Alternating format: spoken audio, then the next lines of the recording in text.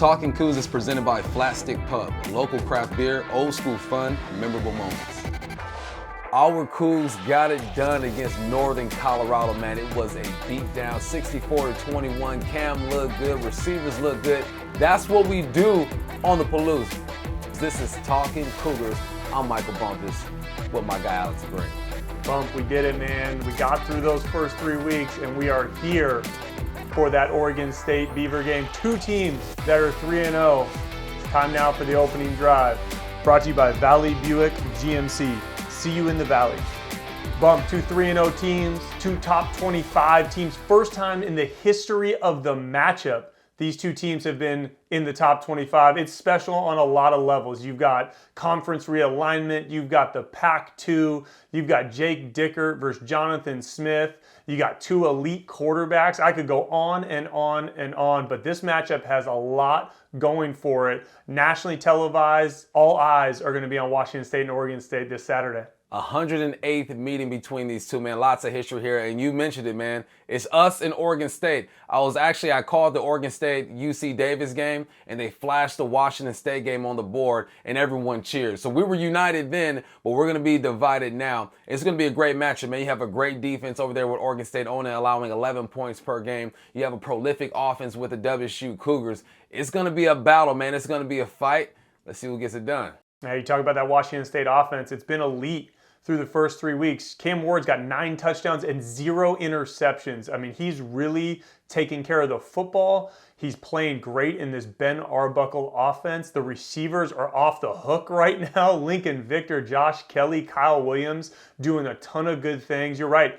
That Oregon State defense is going to be up against it, but they're ready for the challenge. Trent Bray, who we played against, Bump, at Oregon State, is the defensive coordinator for the Beavers, and he does a great job in preparation. He did it last year against Cam Ward, came through for a lot of yards, but wasn't super productive. So I really feel like Washington State's offense has got to bring their best game through these first few weeks of the season to be able to score points against the Beavers. Yeah, you put up over 700 yards of offense against Northern Colorado. You do what you're supposed to do against them, right? Overall, we're averaging 535 yards of offense. I don't expect those type of numbers. Once you get into conference play, things tighten up a little bit. But the matchup I'm looking for, can the Cougars handle Damian Martinez? Man, this kid is something special. Every time he touches the ball, it feels like you can take it to the house. But on the flip side, when you think about Washington State these days, you think about the offense, but you think about a defense that is good to go, led by Hicks, R.J. Stone, Brennan Jackson. I mean, there are names on this defense now, household names if you follow the pack. So you got to be able to corral Damian Martinez. If you can do that,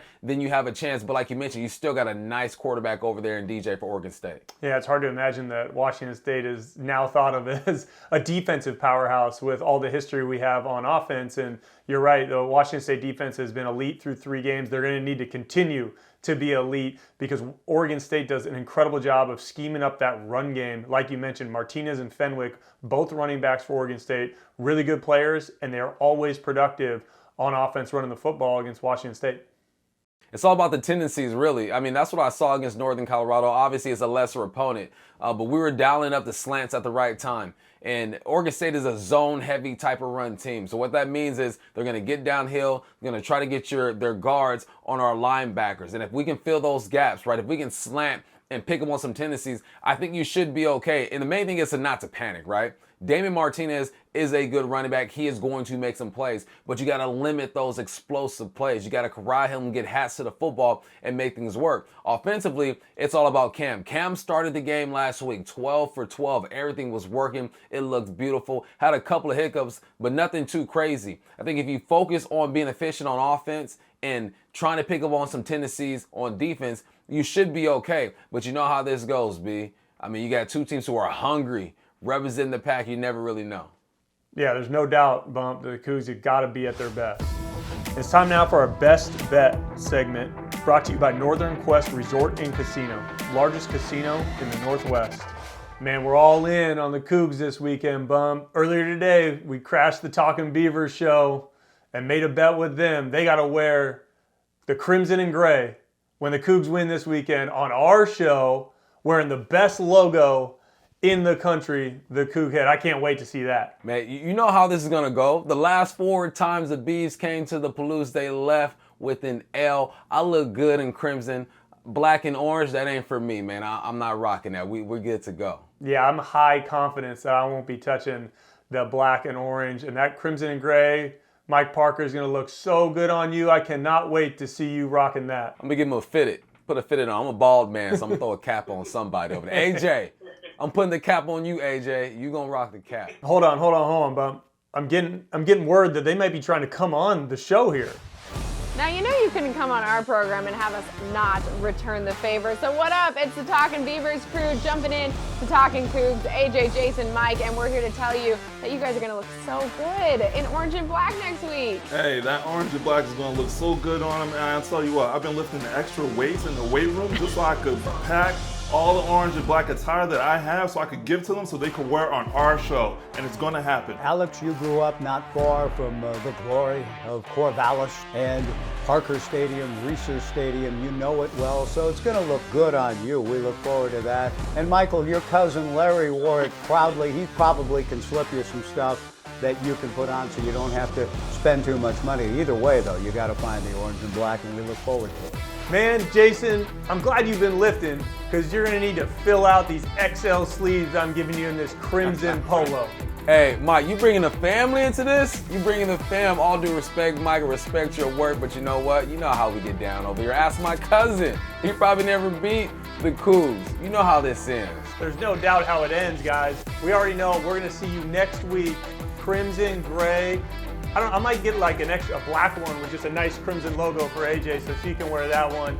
I tell you what, there is no doubt Washington State's taking this. I got something for you, AJ. I got something for you too, Jason, but that's enough of all that talk. We're going to settle it on the field. We're going to talk some numbers coming up next.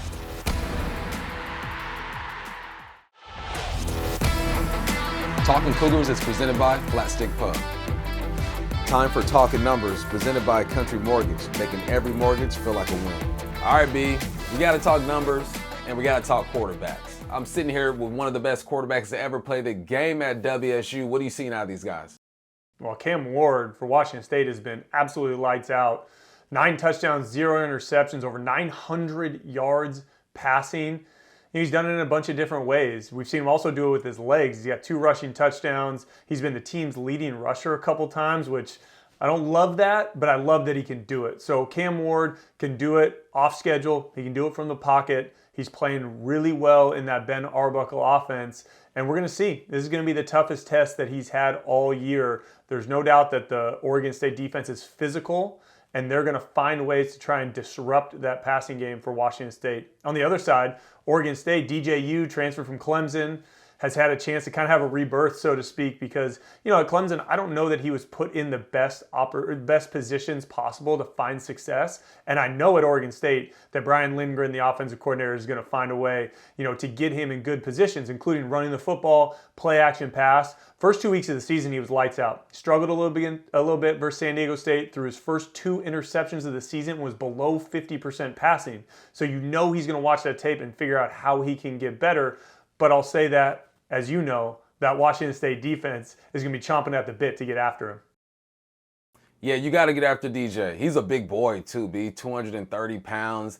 He can lower that shoulder. When they get inside the 10-yard line, you're going to see some quarterback option or just some quarterback design runs because it's going to take 2 or 3 guys to get him down. So how do you stop him? You gang tackle, you rally to the football, and you hold him up and let guys take him down. We got 2 mobile quarterbacks, but they're different kind of mobile. Right, you look at DJ, he's a guy that's going to run through you. Look at Cam, he's going to try to run around you. He's a bit more smooth. Right, they both kind of bring the same things to the table, but have their own different style of it. And when I look at Cam Ward, what impressed me the most last week was his ability to be on time throwing the football across the field. It was beautiful to watch. And then you look at DJ on the other side. He's in a pro-style type offense, right? He's going to be under center at times. He'll be in shotgun. He's going to be on time, going to get the tight ends involved as well. And then you add Martinez to the mix. You run a little bit of quarterback option there. It's the playbook is wide open, and that's what's going to make this game so exciting because both defenses have to account for everyone who touches the football. Yeah, and Cam Ward,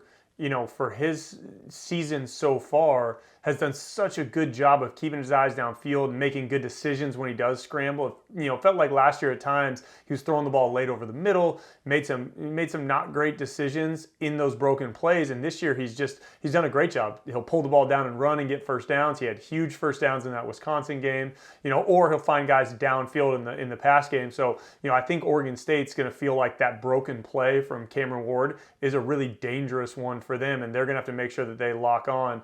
And you mentioned DJ's athletic ability. Just in general, his size and strength is what makes him special. He's going to push that ball downfield. That's where that Washington State secondary, Jaden Hicks, Shaw Smith-Wade, Sam Lockett, those guys have got to be dialed in, because that ball off play action pass is going to go up and downfield, and they're going to have to make big plays.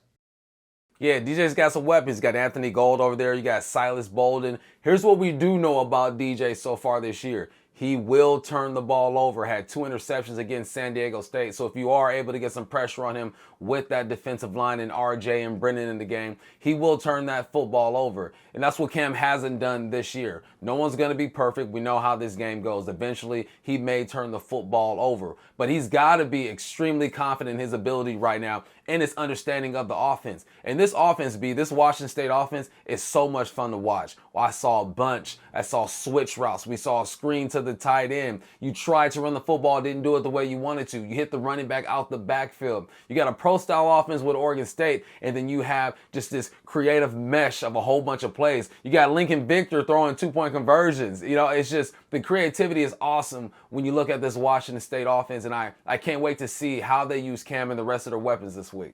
Yeah, the 2 different styles are going to be fascinating to watch. Ground and pound pro style from Oregon State, and the spread air raid that you get from Ben Arbuckle and Washington State. And coming up, we're going to dive into some of those key matchups and potentially breakout players for this game against the Oregon State Beavers.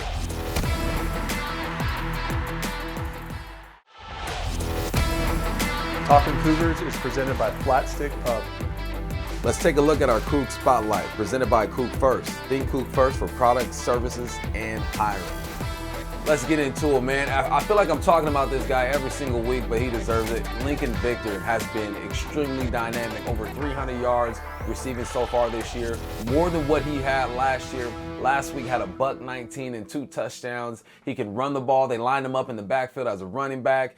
When you go to your swinging gate on your PAT, he's the holder. He threw for a 2-point conversion, a big touchdown in the back of the end zone. He can do no wrong, man. And he's surrounded by a group of guys as well.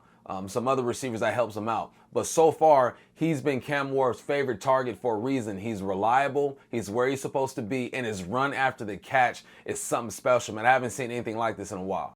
Yeah, I've been seeing it like that since another number 5 that I know. There's something in the water with those number 5s, Bump, because you just used to do it about the same. What'd you just tell me? Always make the first man miss, right? I see Lincoln Victor doing that same thing. And you're right.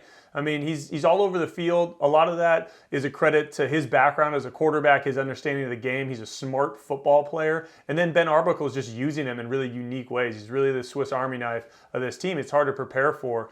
Really the entire room. Josh Kelly, the transfer from Fresno State. Kyle Williams, the transfer from UNLV. Both those guys coming off kind of injury-plagued years in 2022. They had great years in 2021 for their respective teams, and you're seeing why the Washington State staff took them, because they both can be really dynamic, pushing the ball downfield, catching it. They do a nice job also finding open zones. So I feel really good about the Washington State wide receiver core, and Cam Ward does too. He told us, remember in his interview, he said that he really believed in those guys, even though some of them were new to that room. Yeah, and it's not going to be easy this weekend. The Oregon State Beavers have a good corner over there, Jay Robinson, a local kid actually from Auburn, Washington. He's a lockdown corner. But when I look at the skill of these receivers, right, the releases off the line of scrimmage, their understanding of the zone, you're going to run a lot of crossing patterns in this offense. So you got to fill the zone and throttle down and let the quarterback hit you, or run to the space and let Cam lead you there. It feels like this group has been together longer than they really have. And I attribute that to the OC, to Cam Ward. And those summertime reps, B, in the Palouse when no one else is there. All you got are your brothers in the training room and the field. that you're on when it comes to working and running routes and getting timing down. You can tell they really put in the work this summer and got on the same page. Yeah, it's Jake Dickert's mantra right now, man. We're all we got, we're all we need. And that's what summertime, that July workouts on the Palouse feel like. All we got, all we need. There's no doubt about it. And offense is going to put up the points, and they need to. But it's really, to me, it's the key matchups on the defensive side of the football. And we know about the defensive line for Washington State, RJ and Brennan, and there's no doubt they have to play well. But for me, it is middle linebacker Devin Richardson, the transfer from Texas, by way of also New Mexico State. And it's crazy. His story is wild. I mean, Jake Dickert recruited him out of New Mexico State when he was transferring initially, and he ended up going to Texas. And then he ends up back with Jake Dickert at Washington State, and he leads the team in tackles right now. He's played great through 3 weeks, and he's going to have to be great against this running attack for Oregon State, because they're going to find ways to neutralize that front four, and then he's going to be the guy that's left over on the second level to make the play and stop, like you said, those explosives. You can't have explosives with a run game like Oregon State. So Devin Richardson will be that guy who can make tackles at or near the line of scrimmage. You got to keep them clean. D-line, keep them clean. Occupy the guards, occupy the center, the tackles, right? Now you allow him to roam and find Martinez and get to the ball and be violent. I think that's what needs to happen too. We need to be violent on defense. When the running backs have the football, you take them, you drive them into the ground, walk away from them, celebrate with your boys. But violence is the answer this game, because you know they're going to run the football. Yeah, it's been like that since we played Oregon State, Bump. Physical nature is part of what the Beavers do. That's just part of their identity. A little bit like Washington State, right? I mean, you're talking about two state schools. You're talking about two programs that are always feel like they're scratching and clawing to find their place. And that physical nature really sets the tone. So I think you're right. I mean, Washington State's got to come out and be the more physical football team and set the tone, especially when you're playing at home. Because this is going to have that same feel as that Wisconsin game. It's going to be a sellout crowd. It's going to be loud. Everybody knows what a 4-0 start would mean for either team. And for Washington State, the Washington State fans, they heard Jake Dickert's call when he said we needed to pack it for Wisconsin. They heard him again when he said we need to pack it for Oregon State. This is a league matchup. It's time to show who's the king of the Northwest. All right, let's go. More analysis coming up. Talkin Cougars is presented by Flat Stick Pub. Hey, let us in here. We got a wager for y'all. If you guys can't finish the deal on the Palouse, you're coming on our show and wearing the crimson and gray. How dare them come on this show trying to talk trash to the Beavers? Hey, and if we don't get it done, we'll do the same. But I ain't worried about that. But I don't own any crimson and gray, and I'm not planning on buying any either. Hold on, Bum. I'm getting word that they might be trying to come on the show here. Now, you know you can come on our program and have us not return the favor. So we'll look forward to seeing you in some orange and black. I look good in crimson. Black and orange, that ain't for me. Your cousin Larry wore it proudly. He probably can slip you some stuff. Hey, Mike, you bringing the family into this? This is where the conference starts to cannibalize. But that's enough of all that talk. We're going to settle it on the field. And we believe in our Beavers. Our quarterback's better. We're going to get our run game going. Our defense hits harder. Oh my goodness. The Beavs might be going home with their flat tails between their legs. No way, Jose. Yeah, y'all lean in real close for this one. I don't pick fights, but I will finish them. Oh, that's cute. But now you come into the Palouse where it gets grimy. This one was already written in stone, and that stone is RJ Stone. It's fun being the new guys on the block, Bump. We get to stir the pot a little bit with the folks over there at Talkin Beavers. I think, though, man, we're going to need a little bit of that running game if we're going to win this bet, honestly. Nikhil Watson didn't play in last year's game, and Washington State didn't have a run game at all. And that really hurt Cam Ward because it was kind of all on him. And that Oregon State defense really teed off. And even through the first 3 weeks, the run game really hasn't gotten going. Last week in the second half against Northern Colorado, Dylan Payne did a really nice job, the backup offensive line. But look, I mean, this is going to be about that offensive line trying to control the trenches, running the football, protecting Cam. There's got to be some semblance of balance if Washington State's offense is going to be productive against the Beavs.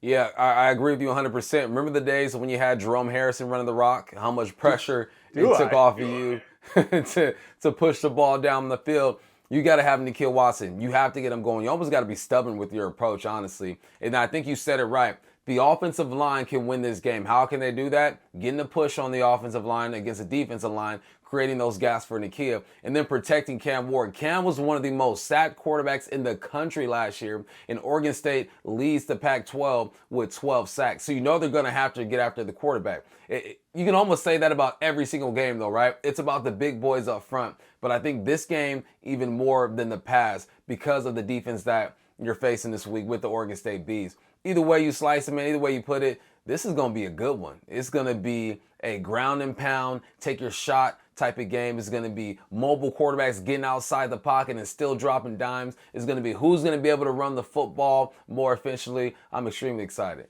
Yeah, I think back to a couple of years ago on the Palouse, that game was, absolutely electric. The Washington State defense came up with a 4th down stop, was able to help themselves get into bowl contention with the win. I mean, it was back and forth, and I think it's going to be the same.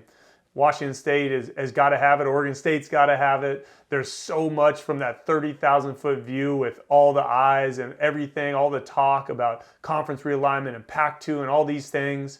But really what it comes down to is 2 top 25 football teams, 2 really good top 25 football teams. They're going to match up, go head to head. And I really believe that the difference is going to be Washington State playing at home in Martin Stadium, Giesa Field, again, or with their crowd backing them. Before this game, Oregon State, Washington State were united. After this game, we'll be united. But this weekend, it's on and popping, baby. Let's go. Couldn't agree more, Bump. No friends in between those white lines. Coug fans, thanks for joining us once again. Episode 5, Talkin Cougars. I am Alex Brink. I'll be on the call with Matt Chazanow and Jessamine McIntyre.